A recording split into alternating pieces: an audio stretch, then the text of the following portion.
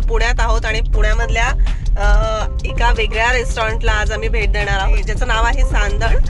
रेस्टॉरंटची चव महाराष्ट्राची अशी टॅगलाईन आहे आणि इथे मिळतात मराठमोळे पदार्थ। तर आणि या रेस्टॉरंटमध्ये जाण्यासाठी मी स्वतः खूप एक्साइटेड आहे। कसं आहे ते बघूया आणि एक्सप्लोर करूया। चॅनलवर नवीन असाल तर सबस्क्राईब करायला विसरू नका आणि बाजूचं बेल आयकॉन पण प्रेस करा, म्हणजे माझ्या नवीन व्हिडिओचे अपडेट्स तुम्हाला लगेच मिळतील। पुण्यात कोथरूडमध्ये दिगंबर हॉलच्या एक्झॅक्टली वर आहे सांदन। लोकेशन तुम्हाला डिस्क्रिप्शन बॉक्समध्ये मिळेल आणि हा आहे बाहेरचा परिसर आणि पार्किंग एरिया।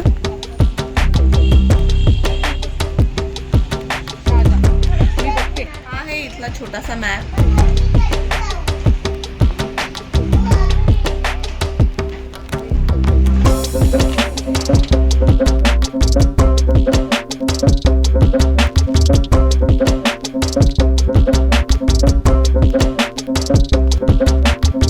सांदणच्या एंट्रीलाच आहेत असे वारीचे काही ब्लॅक अँड व्हाईट पिक्चर्स, ज्यामुळे फुल ऑन महाराष्ट्रीयन वाइब येतोय।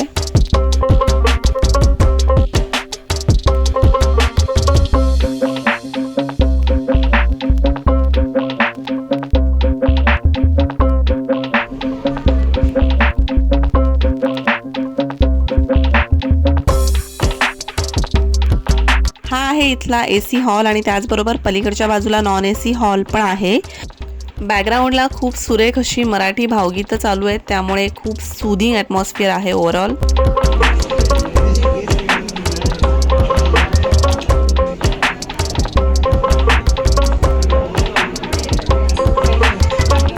हा आहे इथला नॉन एसी हॉल, जिथली सिटिंग कॅपॅसिटी पण बरीच आहे।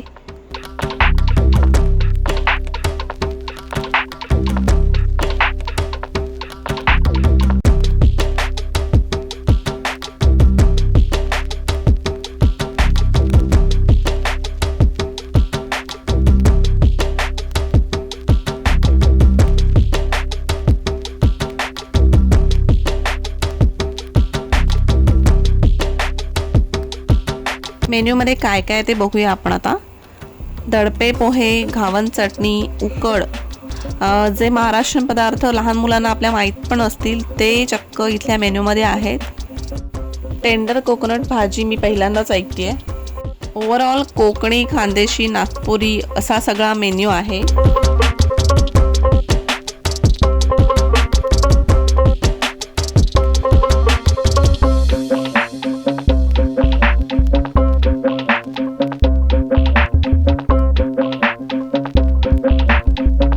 तुम्हाला ॲड्रेस बघायचा असेल तर पटकन तुम्ही स्क्रीनशॉट मारू शकता।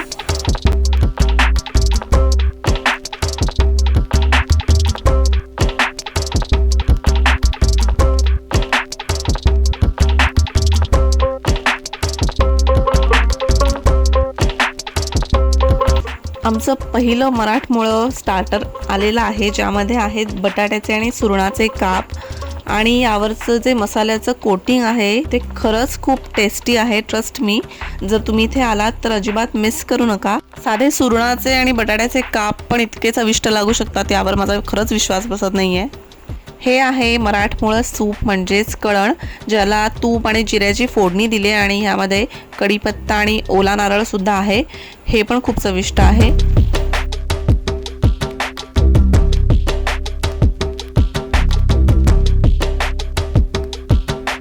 त्यानंतर आणखीन एक स्टार्टर भेंडी कुरकुरी, ज्याला आपण फ्राय भेंडी किंवा ओकरा फ्राईज पण म्हणतो।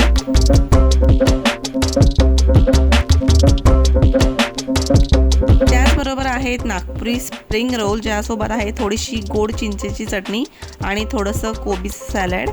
आणखीन एक नागपुरी डिश आम्ही ऑर्डर केली, ज्यामध्ये आहे नागपुरी वडा, जो वडा क्रश करून त्या भातामध्ये घातला आहे आणि तो भात सिंपल दिसत असला तरी खूप फ्लेवरफुल आहे।